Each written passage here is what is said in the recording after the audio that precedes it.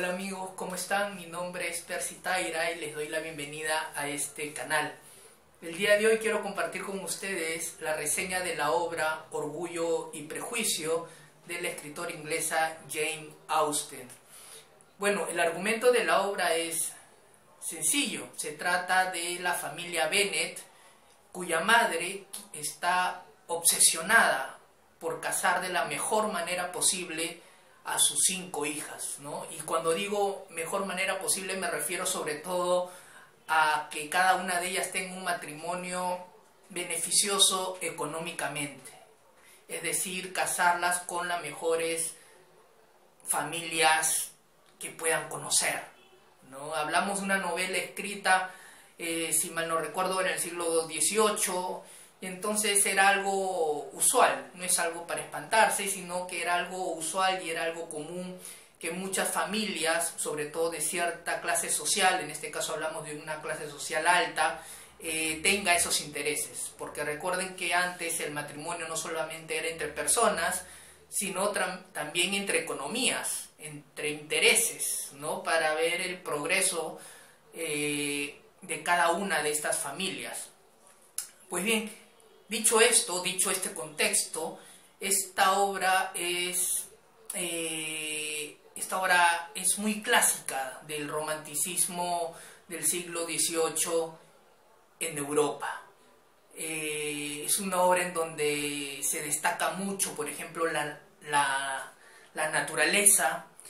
Hay un deseo por romper las normas, por romper las reglas establecidas, sobre todo las normas de la sociedad. Existe mucho esto del individualismo, ¿no? De lo que yo siento, de lo que yo creo, de lo que yo pienso, y sobre todo esta idea de que los sentimientos están por encima de la razón. Esto se ve claramente en la escena de Mr. Darcy cuando le hace la proposición de matrimonio a la señorita Elizabeth y le dice pues que a pesar de su buen juicio, de su posición familiar y todo lo demás, pues él la ama. Entonces eso es propio del romanticismo europeo de esa época, los sentimientos por encima de la razón y ese sentimiento de rebeldía también a ir en contra de las reglas.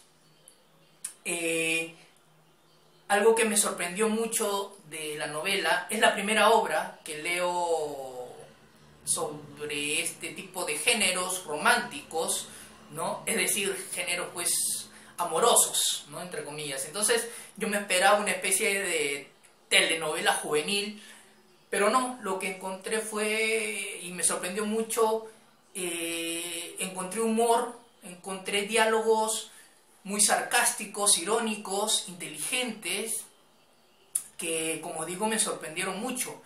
Lo que sí no me gustó de la obra era este tipo de personajes acartonados, excesivamente estereotipados, como por ejemplo la madre casamentera, el padre indiferente, la hija bonita e ingenua, la otra hija inteligente, las 2 hijas locas, el tipo orgulloso, el tipo tonto, el tipo malo, etc. Me hizo recordar algunos personajes de, por ejemplo, las novelas de Jaime Bailey, ¿no? En que la madre es la excesivamente religiosa y católica y el padre excesivamente machista, ¿no? Entonces estos personajes acartonados que no les permite tener en ellos algún tipo pues de tesitura gris que los pueda hacer un poco más profundos e interesantes.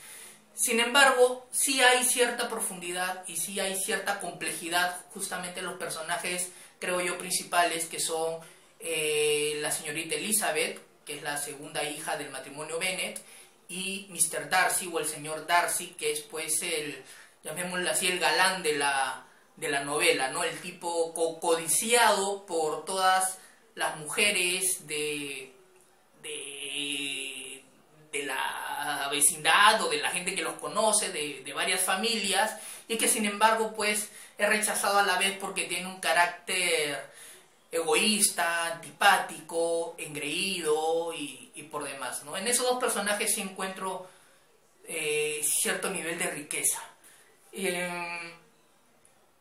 Ahora bien, recomiendo mucho esta novela a los chicos a partir de los 14 años, sobre todo a aquellos que les gustan este tipo de novelas de romance, de amor, pero que tengan cierto nivel o comprensión de lectura, porque no es fácil. Primero porque se habla de un país extranjero, con nombres de ciudades extranjeras que pueden sonarles extraños. Hablamos de una época distinta, en la que incluso los jóvenes de 14 años hablaban de manera distinta. Y hablamos también de una colección casi de familias y de nombres que pueden confundir a un lector primerizo, no comparado con 100 años de soledad y toda esta descendencia de los aurelianos y los arcadios y los Buendía, pero sí hay cierta complejidad en nombres de primos, sobrinos, vecinos. En sí mismo la familia Bennet es extensa, con las 5 hijas, ¿no? Con Jane, Elizabeth, Catherine, y por ahí otros 2 nombres que ya se me olvidaron, por ejemplo, ¿no? Está el señor Darcy, está el señor Bingley, está Lady Catherine, y los vecinos, que es la familia Lucas, Charlotte, que es la mejor amiga de Elizabeth. En fin, se van a encontrar con un montón de nombres que, si lo van a leer jóvenes, deben tener cierto ya nivel de lectura más que el promedio, ¿no? Pero igual lo recomiendo para aquellas jóvenes o tanto hombres como mujeres, por supuesto, que les gustan de las novelas románticas. Les recomiendo esta novela. Ahora bien, yo debo confesar que yo, antes de leer esta novela, vi hace muchos años atrás la película que lleva el mismo nombre, Orgullo y Prejuicio, dirigida por, aquí lo encuentro, Joe Wright, ¿no? Y que fue estrenada en el 2005. A mí me gustó mucho esta película. Es de esas películas que uno hace zapping y se encuentra con una escena y se la queda viendo hasta el final, ¿no? Es una de las pocas películas románticas que me gustan. Y me parece que es una buena o buenísima adaptación de la novela. Yo, por supuesto, recomiendo primero leer la novela y luego ver la película. Pero ambas, la primera es digno de leerse y la segunda es digna de verse.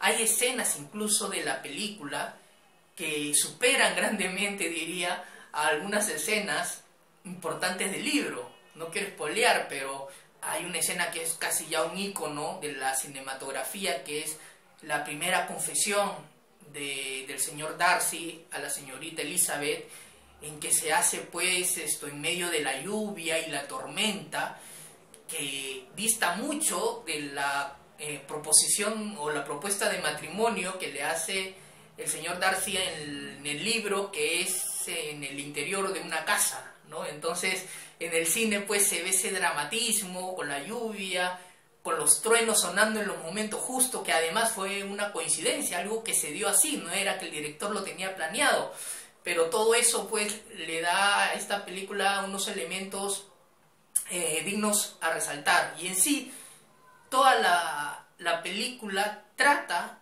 de seguir el espíritu y seguir la historia de la planteada por Jane Austen. En el video anterior criticaba la mala adaptación del libro de la selva de Kipling, ¿no? En esta última película de Disney casi parecía una adaptación libre de la misma, pero en este caso no. Y como digo, recomiendo leer el libro y recomiendo ver la película, ¿no? Sobre todo para aquellas personas jóvenes o no tanto que gustan de las historias de amor y de las historias románticas y de las historias imposibles y de todo esto, se las recomiendo mucho ambas.